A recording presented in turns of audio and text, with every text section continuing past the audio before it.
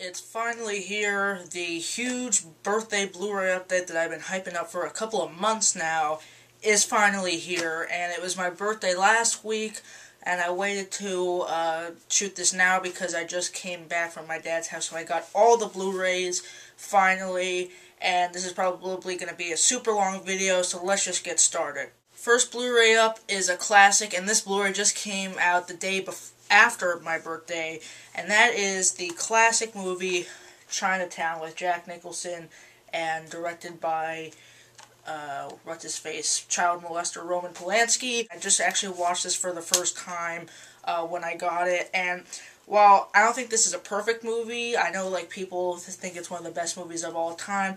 I think it's a great movie, but I don't think it's a perfect movie, but Chinatown.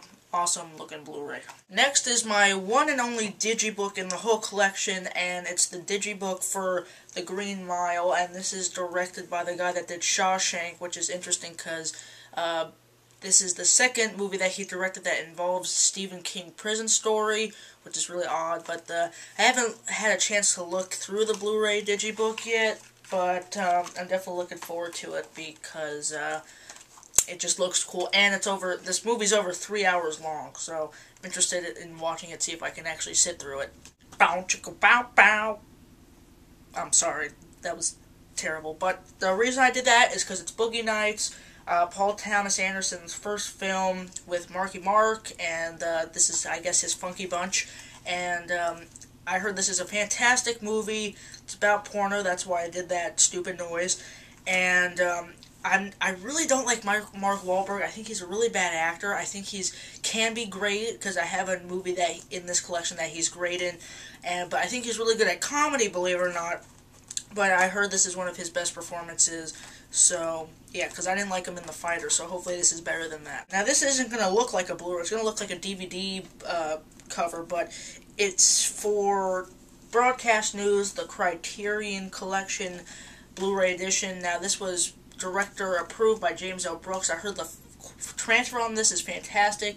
Albert Brooks is in this movie, one of my favorite actors. I'm so disappointed that he didn't get a nomination for Drive, but Broadcast News comes with a booklet inside here too, and it's like the closest thing to a digibook that's not a digibook, which is basically what the Criterion Collection does. Moving on to the two Nolan movies I got. One, this is the only one I still have in the wrapper, and that is Memento, the 10th Anniversary Edition, and I kept the wrapper on because I wanted you guys to see that it's director approved by Chris Nolan for the transfer, and I was supposed to get the Prestige and I didn't, and I was supposed to get a couple other things, like I was supposed to get the Criterion Collection edition of Traffic, you know, the Michael Douglas movie directed by Steven Soderbergh, but I didn't get it. But this is a movie that I haven't watched in a while. It's basically what put Nolan on the map, and Guy Pearce is probably most famous movie besides LA Confidential. Second movie, which some people consider to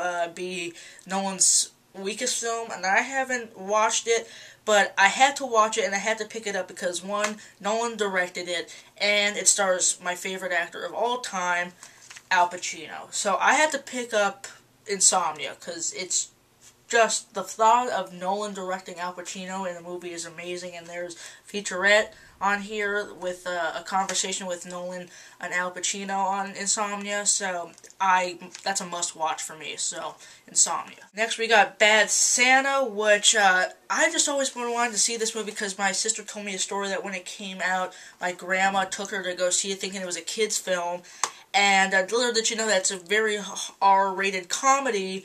So the scene where, you know, Billy Bob Thornton's banging that chick in the Macy's dressing room came on the screen, my grandma was mortified. You guys have to kind of meet my grandma because she's just like this really, you know, red-haired Jewish woman. So it's really funny if you know her in person. So, Bad Santa, even if the movie's crap, at least it gives me a funny story. Next, another Paul Thomas Anderson film, and also considered to be one of the more recent American masterpieces, There Will Be Blood. Daniel Day-Lewis won an Oscar for this film. Daniel Day-Lewis, man, that guy gets a lot of attention, but also at the same time doesn't really get enough attention for me, because he's just one of the best actors, in my opinion, of all time. He's so good in this movie. I have to rewatch it, but There Will Be Blood.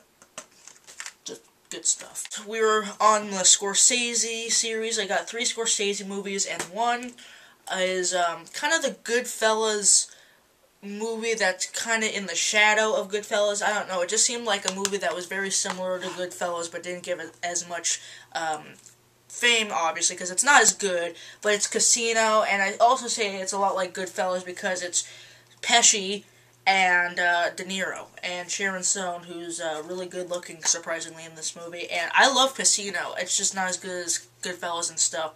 But I love Joe Pesci. I wish the guy still was getting work, because I just like making fun of his voice, like, you motherfucker, you. Terrible Joe Pesci impersonation? I bet it was. I'm sorry you guys had to sit through that, but I don't know, I just like saying his voice. Next up is another Scorsese movie, which people think it's actually worse than Casino. I'm not saying that, like, Casino is a bad movie, but I think Casino is held in more high regard than this movie, even, and this is another Daniel Day-Lewis film, Gangs of New York, which, who is interrupting me on this important Blu-ray update?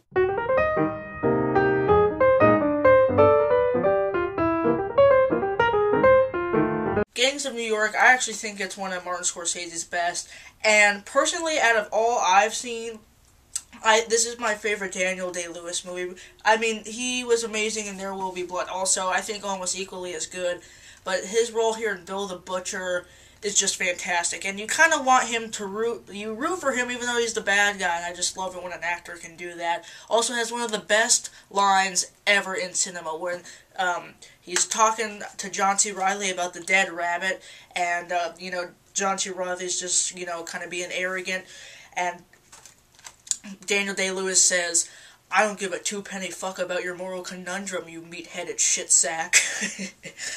Oh, I love that. Lastly, another movie with Leo, The Departed. It even says here, Martin Scorsese's best film since Goodfellas. He actually won Best Director for this, which I'm surprised he didn't win for something like Gangs of New York.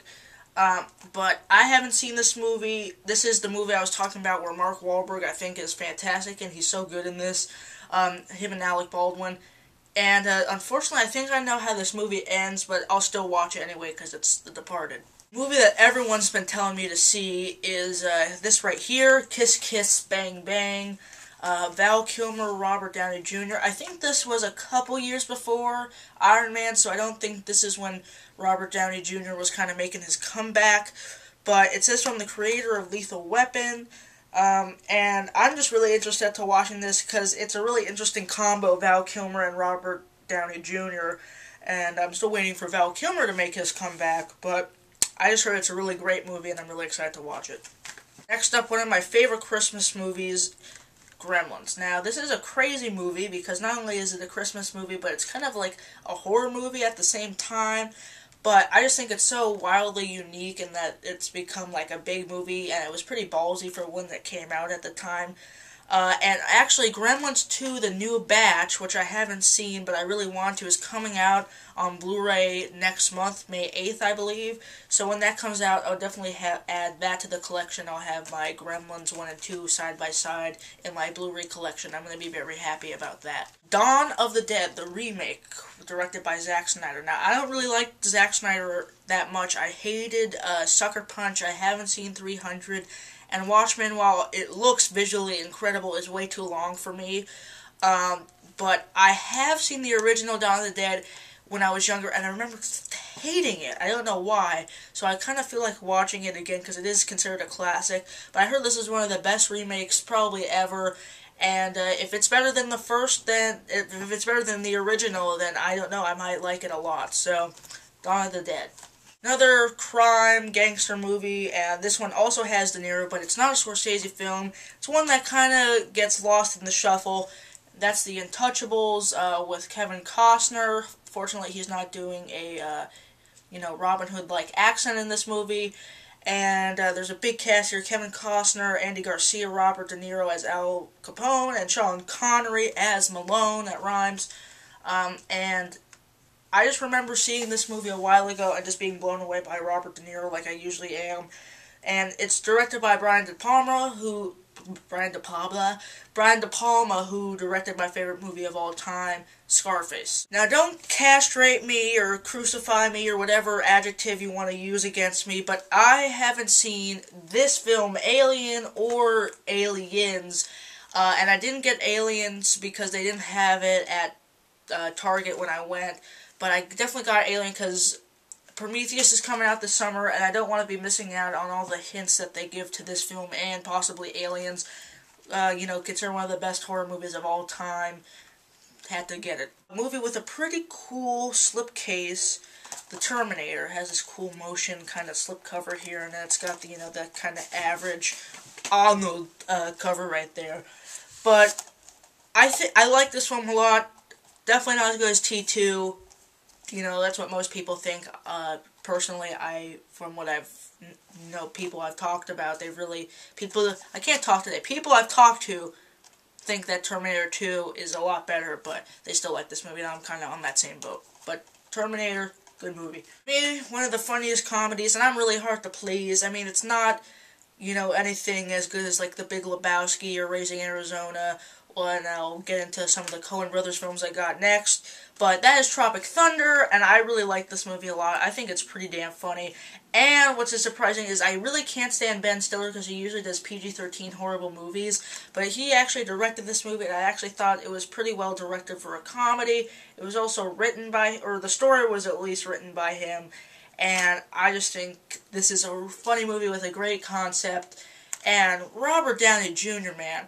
How many actors get nominated for playing an actor playing a black guy in a comedy, and they actually get nominated for an Academy Award in real life? So, Robert Downey Jr., man, that guy's my hero. So I was talking about Coen Brothers for a little bit. I got one that many people, I wouldn't say many, but a few people consider to be one of the best movies ever made, and either their favorite Coen Brother film or one of their favorite crime films, Miller's Crossing. Miller's Crossing has Gabriel Byrne, Marcia Gay Harden, John Turturro, and Albert Finney.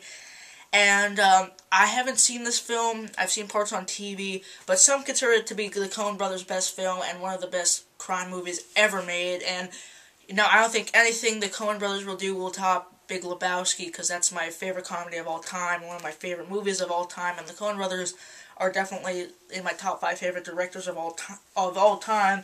So I'm definitely interested in watching this because I will see anything the Coen Brothers put out. Next, the original Texas Chainsaw Massacre. Now, this is the weirdest series. It goes like 1, 2, 3, and then it does like this weird thing where like Leatherface is like a cross-dresser with, it's like Matthew McConaughey in the 4th movie, and it's awful. And then there's like a prequel, which I saw, and then there's a remake. So the series of Texas Chainsaw Massacre is pretty all over the place, and there's a new one coming out like in the beginning of 2013 called like Leatherface 3D or something, and it supposedly takes place like a couple of days or a day after the events of the original. And I've seen like the prequel, the remake, and like parts of part 3. So my viewing experience with the series is just as weird as the series itself. And I've never seen the original, and it's got a ton of special features, remastered, everything. So I really want to give it a look because it's considered one of the scariest movies ever made. Almost done here, guys. If you're still watching, I salute you. Quentin Tarantino's Jackie Brown. This one's considered to be one of his weaker films, but I don't know, a lot of people still say it's really good. It's got over 3 hours of bonus features. It's still got Sam Jackson, Robert De Niro, Michael Keaton, Robert Forster, who was actually nominated for an Oscar for this, and Pam Grier. So, I just think Quentin Tarantino, man, that guy's a genius. So, he's another guy I'll watch that writes anything or directs anything, because he's in my top 5 or top 10 favorite directors. The last movie. This was the Blu-ray that was the end-all be-all for me. It was this. I couldn't care about any of these movies until I got this. And it's a film that I've reviewed. It's a film that I've talked about many times before. It's one of my favorite films of all time. It's The Town. Now, I know what you're thinking. You had the Blu-ray for this, why do you get this massive thing? I lost my Blu-ray disc for this movie, and then they came out with this Ultimate Collector's Edition. I mean, you should feel this thing. It's like a paperweight, and it's got 3 discs of the movie. It's got the original, the extended version with an alternate ending. And then it's got a bunch of cool goodies inside here, which I won't go into, but it's just great stuff. They got really fun character stuff. And there's like a personal note from Ben Affleck, the director, which is great. And then there's like this 42-page, behind the scenes photo booklet and stuff. And they have stuff about the story and the director. And it's great stuff. And The Town, man, it's just one of my favorite movies of all time. I think it's so perfectly directed and written. And Ben Affleck, I think you know the story, he was kind of the laughingstock of everyone, especially me. I made fun of him a lot. He couldn't act, he couldn't make a good movie ever since Good Will Hunting. And he's become one of my favorite directors, and I should put my foot in my mouth, because this and Gone Baby Gone are fantastic. Especially this. I mean, it's in my top 10 probably of all time. The Town, if you like this movie or haven't seen it and you haven't gotten on Blu-ray Ultimate Collector's Edition, it's a must. Thank you guys for sitting through this whole thing if you did. I told you it was going to be massive, and just look at this pile. Look at that. Can you see that? I know it's on my brother's changing table, but still, I mean, look at that. It's as big as my... So thank you guys for watching, and I'll see you guys next, in a couple of days, I guess, for when I go see The Cabin in the Woods, and I might even get a screening for the new film Lockout with Guy Pearce. So thanks for watching this massive video, and see you guys later.